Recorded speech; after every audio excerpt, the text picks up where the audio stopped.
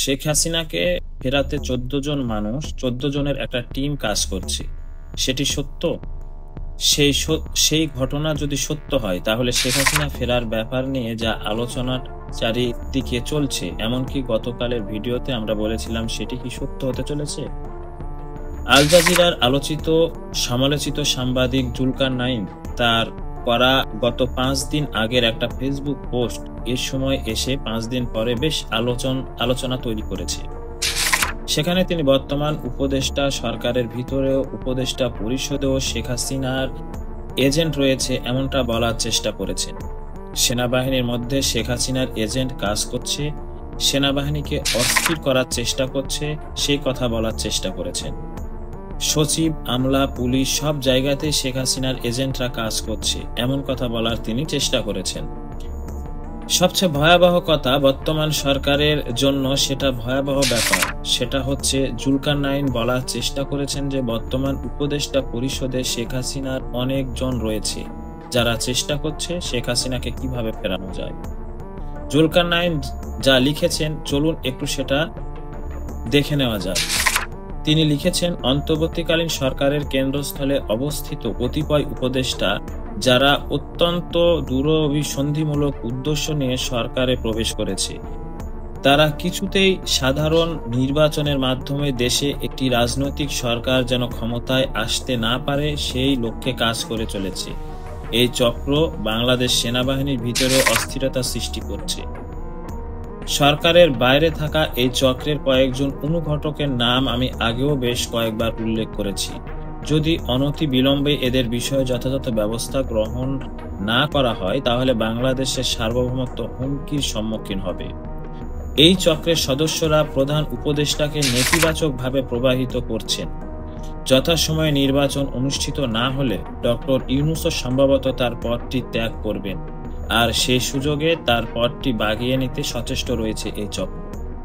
সেই লক্ষ্যে তাদের পছন্দের একজনকে কিছুদিন আগেই ক্যাবিনেটে নেওয়া হয়েছে। উপদেষ্টা, সচিব, গুরুত্বপূর্ণ সামরিক বাহিনীর শীর্ষ কর্মকর্তা সব মিলিয়ে এদের মূল ইনসাইডার সংখ্যা 9 জন, আর ভাইটাল আউটসাইডার রয়েছে 5 জন। এছাড়াও আরো বেশ কয়েকজন রয়েছে। ইনসাইডার হিসেবে 9 জনকে এবং আউটসাইডার হিসেবে 5 জনকে ইঙ্গিত করা হয়েছে। মোট 14 জনের একটা টিম। তারা ফাইলপত্র ঘেঁটে দেখছে কিভাবে শেখ হাসিনাকে আবার ক্ষমতায় আনা যায়, কিভাবে এই সরকার ফেলে দেওয়া যায়। এই সরকার ডক্টর ইউনূসকে সরিয়ে দিয়ে সেই পদটা বাগিয়ে নিতে চায় এবং সেই সুযোগে শেখ হাসিনার পক্ষে নির্বাচনী কার্যক্রম তৈরি করে আগামী নির্বাচনে শেখ হাসিনাকে আবার বিজয়ী করা যায়, শেখ হাসিনাকে বীরের বেশে বাংলাদেশে আনা যায়, সেই চেষ্টাই করছে। জুলকার নাইন এই তথ্য জানেন, অথচ বাংলাদেশের বর্তমান উপদেষ্টা সরকার কি এই তথ্য জানেন না? কিছুদিন আগে জুলকার নাইন একটি পোস্টকে কেন্দ্র করে সরকারকে পদক্ষেপ নিতে দেখা গেল, অথচ এই ব্যাপারে সরকার কিছুই জানে না, সেটাই বড় প্রশ্ন। তাহলে কি যে আলোচনা ভারতের প্রথম সারি গণমাধ্যমগুলো উস্কে দিচ্ছে, সে আলোচনাটাই সত্য হতে চলেছে?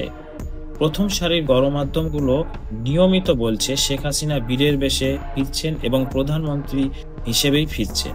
সে আলোচনা যখন করছি, তখন ভারতে আন্তর্জাতিক গোয়েন্দা প্রধানদের সম্মেলন হচ্ছে।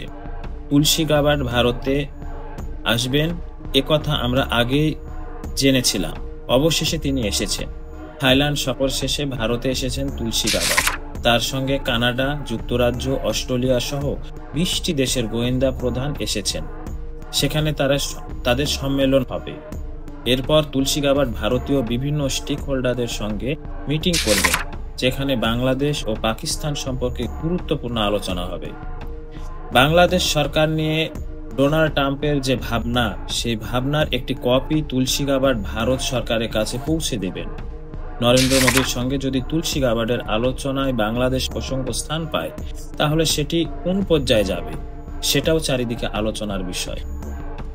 বাংলাদেশের সম্পর্কে যুক্তরাষ্ট্র কি ভাবছে এবং তুলসী গাবার্ড এই সফর শেষে পরিস্থিতি কোন দিকে যাচ্ছে, সেটাও মোটামুটি স্পষ্ট হবে। প্রধানমন্ত্রী নরেন্দ্র মোদীর সঙ্গে তুলসী গাবার্ডের বৈঠক রয়েছে। সেখানে নরেন্দ্র মোদী ছাড়াও অজিত দোভাল, বিদেশমন্ত্রী জয়শঙ্কর, বিজেপি নেতা অমিত শাহ সহ গুরুত্বপূর্ণ কয়েকজন থাকবেন। সেই বৈঠকে বাংলাদেশ সম্পর্কে আলোচনা হবে বলে ভারতীয় গণমাধ্যমগুলো খবর দিচ্ছে। যদি বাংলাদেশ সম্পর্কে নতুন কোনো তথ্য আসে এবং বাংলাদেশ হস্তক্ষেপ করতে যদি আমেরিকা ও ভারত চায়, তাহলে বাংলাদেশের পরিস্থিতি কোন দিকে যাবে? দর্শক, আপনার কি মনে হয় সব মিলিয়ে আমরা কোন দিকে ধাবিত হচ্ছি? আপনি ব্যক্তিগতভাবে কি মনে করেন তা অবশ্যই কমেন্ট বক্সে লিখবেন। নতুন কোনো ভিডিও নিয়ে আবার দেখা হবে। সে পর্যন্ত সবাই ভালো থাকুন। আল্লাহ হাফেজ।